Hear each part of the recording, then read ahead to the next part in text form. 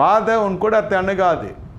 வாதை நேரே வருகிறது இல்லை, நாம் அஸ்திபாரம் எடுக்கிறோம். சகேவி பார்த்தார், ஏதோ நம்ம வீட்டில் பிரச்சனை இருக்கிறதா தான் இயேசு வருகிறார். இயேசு வந்த உடனே சொல்லிடுறார், ஐயா 4 மடங்கு நான் திரும்ப தந்துடுறேன் ஏழைகளுக்கு. முதல்ல சில பொருட்கள் கர்த்தர் உங்களிலிருந்து விலக்குகிறார். அந்த விலக்கப்பட்ட பொருட்களை நீங்கள் உடனே அப்புறப்படுத்திடணும். அது கையில் இருக்கிற வரைக்கும் பிரச்சனை நமக்கு. இந்த மாதிரி தான் தீனாளுடைய விஷயத்தில் அந்த விக்கிரகத்தை யாக்கோபு அவ்வளோ எதிர்காலத்தை குறித்து ஒரு பயம் வந்துடுச்சு.